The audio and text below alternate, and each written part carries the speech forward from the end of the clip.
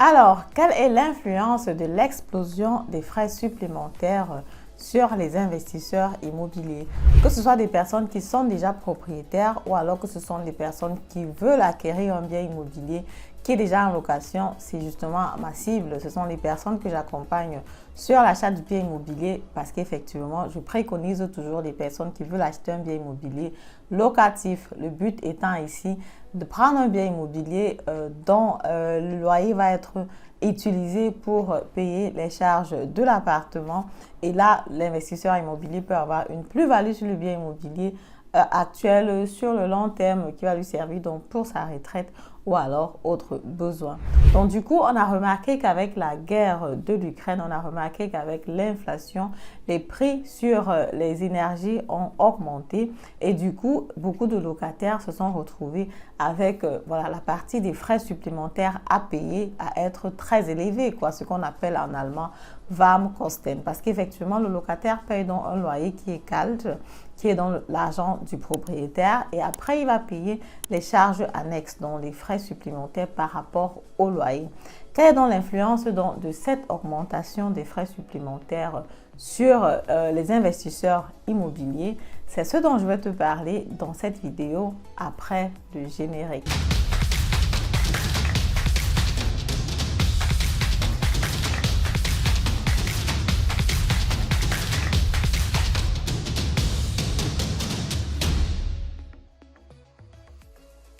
Alors, salut à toi, si tu es nouveau sur ma chaîne et que tu ne me connais pas encore, je m'appelle Madel Ningtedem. Je suis investisseur immobilier, entrepreneur dans le domaine de l'immobilier, auteur du livre Devenez millionnaire avec l'immobilier. Mon objectif avec la chaîne YouTube, c'est de pouvoir parler ouvertement de la thématique immobilière, vulgariser la thématique au maximum possible. C'est pour ça que je vous invite vraiment à partager ces vidéos parce que moi, quand je me suis lancée sur les vidéos, ce genre de contenu manquait sur le marché. Il n'y avait pas vraiment quelqu'un de la communauté qui parlait de l'investissement immobilier en Allemagne et en français ouvertement pour pouvoir étayer, pour pouvoir éduquer, pour pouvoir donner les astuces gratuitement pour que les personnes puissent éventuellement s'intéresser à la thématique. Donc, si toi, tu m'écoutes aujourd'hui, si tu as des amis, si tu as des frères en Allemagne, partage la vidéo, ça va vraiment leur servir. Parce que comme je t'ai dit, quand moi, je me suis lancée, quand je me suis intéressée à l'investissement immobilier, je n'avais rien de ce type pour pouvoir m'informer et ça m'a manqué, ça m'a freiné, ça m'a fait perdre du temps alors que j'aurais pu commencer avec les investissements immobiliers très tôt. Alors, rentrons sur la thématique du jour. Vous avez bien remarqué qu'effectivement, sur le marché, on a eu une explosion sur les coûts énergétiques.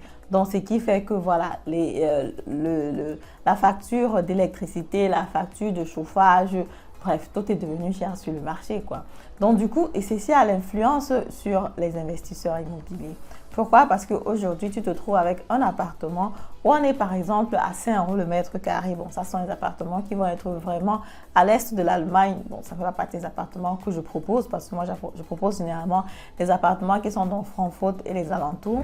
Et on va être minimum à 9 € le mètre carré, sinon 12 € même le mètre carré selon l'emplacement du bien immobilier.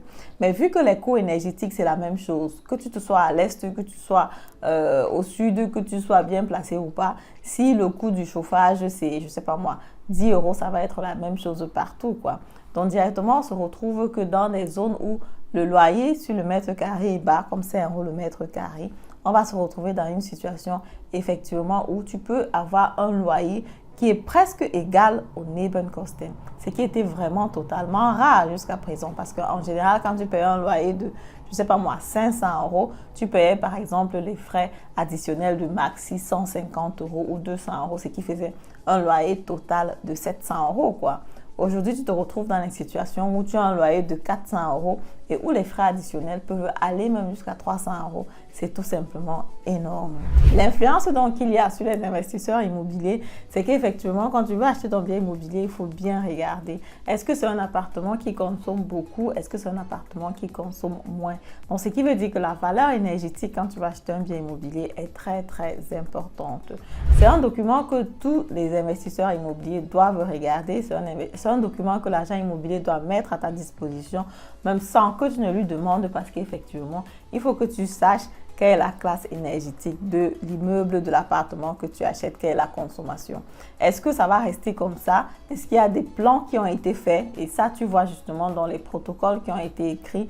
Actuellement, par exemple, je propose un bien immobilier non loin de Francfort. On est sur une classe énergétique C. Tu te rends donc compte qu'avec C, on n'a pas vraiment une consommation qui est énorme sur le plan énergétique. De l'autre côté, j'ai aussi un bien immobilier. On a une classe énergétique qui est légèrement plus mauvaise que C, donc je pense qu'on doit être à E. Mais là, il y a des plans, il y a des planifications qui sont en train d'être faites. Donc, du coup, on a décidé de refaire, par exemple, la façade, les fenêtres pour que la consommation énergétique soit moindre, quoi. Et là, à ce moment-là, vu que les décisions sont déjà été prises dans le protocole et les dépenses aussi vont être faites et utilisées par l'agent des caisses, c'est important d'avoir toutes ces informations-là pour savoir, OK, quand tu achètes le bien immobilier, quelles sont les dépenses que tu dois faire. Parce qu'effectivement, le truc, ce n'est pas de dire qu'il y a des dépenses ou il n'y a pas de dépenses, mais le truc, c'est de savoir, OK, s'il y a des dépenses, ça va être de combien pour que tu puisses préparer ta trésorerie par rapport à cela. On a remarqué aussi que sur le marché des biens immobiliers qui ont une classe énergétique qui vont être mauvaises, vont être naturellement un peu plus moins chères parce qu'effectivement, il va falloir que toi, l'acheteur, tu puisses t'en sortir de l'argent pour mettre le bien immobilier à jour, quoi. Donc, à ce moment-là, tu peux discuter le prix, voilà, comme tu veux, faire une proposition. Là aussi, je suis sur un projet avec un autre de mes clients où il y a des travaux qui vont être faits pour améliorer la classe énergétique du bien immobilier. Et il faut aussi déjà voir, est-ce qu'il faut prendre un conseiller par rapport à ça? Quelle est l'enveloppe par rapport à ça? Comment est-ce que ça va être travaillé pour que tout le monde puisse trouver son compte? Parce qu'effectivement, à partir de cela, tu peux savoir comment est-ce que tu négocies le prix du bien immobilier. Tout ça sont les informations qui sont importantes et à cause des coûts énergétiques, c'est important à savoir parce que sinon, tu vas te retrouver dans une situation où ça peut être assez compliqué pour toi. Alors, pour récapituler dans la vidéo, ce que tu dois retenir, c'est que la classe énergétique en investissement immobilier est devenue très, très importante. Lorsque tu veux acheter un bien immobilier, regarde c'est quoi la classe énergétique. L'agent immobilier, l'annonce sur Internet, normalement, doit avoir cette information-là de prime abord pour que toi, tu puisses déjà savoir, voilà, est-ce qu'il faut que tu mettes de l'argent sur le bien immobilier ou pas, quoi. Donc, il y a des agents immobiliers qui ne mettent pas directement cette information-là, mais ce n'est pas correct directement. Il faut demander à avoir cette information-là pour savoir, OK, c'est quoi la consommation énergétique du bien immobilier pour que tu saches éventuellement c'est quoi que le locataire paye. Et si le locataire paye un montant qui est encore faible, il faut penser à ajuster à la hausse. Ou alors, toi, tu vas payer d'abord un montant un peu élevé, le temps que le locataire puisse donc compenser. Voilà, et actuellement, parmi les biens immobiliers que je te propose, j'en ai des biens immobiliers avec des classes énergétiques, avec une classe énergétique C. Là, ce que le propriétaire paye, c'est environ 60 euros. L'appartement, vu que ça ne va pas dépenser beaucoup d'énergie, on est sur un house scale vraiment en dessous de 200 euros, quoi, dans les 260, 190 euros par là. Et de l'autre côté, on a aussi un bien immobilier où on va avoir la consommation énergétique un peu plus élevée. Les travaux sont prévus pour pouvoir optimiser tout ceci parce qu'effectivement, ce qu'on veut toujours, c'est que le bien immobilier soit en bon état, consomme moins pour qu'effectivement tout le monde soit content et que la facture du locataire ne soit pas très élevée.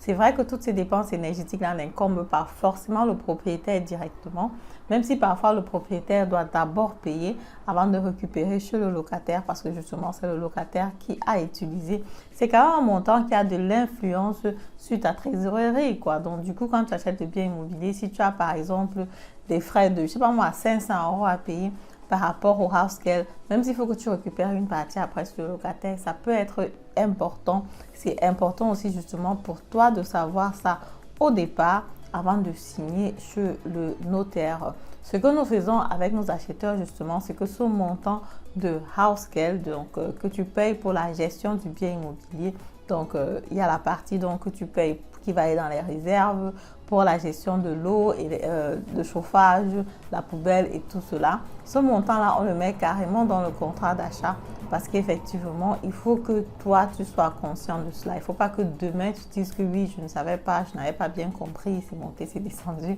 Directement cette information-là dans le contrat d'achat que tu vas recevoir justement 2 semaines avant la signature chez le notaire. et le notaire justement va prendre la peine de lire le contrat d'achat le jour de la signature. Donc du coup, il n'y a vraiment pas de raison que tu dises que tu n'as pas vu cette information-là parce que c'est une information capitale et importante. Voilà, si tu veux que je te présente des biens immobiliers qui se trouvent dans mon réseau que je commercialise actuellement, tu peux tout simplement me contacter. Les informations sont en bas de description et comme je disais en début de vidéo, partagez la vidéo parce que ce type de vidéo, comme je dis, m'a vraiment manqué quand j'ai commencé avec l'investissement immobilier. Une personne qui parle de l'investissement immobilier dans le contexte africain, en Allemagne, en français, pour moi, c'est une plus-value énorme. Et tout le monde doit tout simplement en profiter parce que ici, on veut une diaspora où on a des propriétaires immobiliers avant l'âge de 35 ans. Si toi aussi tu penses que c'est une bonne vision, accompagne-moi en partageant tout simplement cette vidéo. Merci et à très bientôt. Au revoir.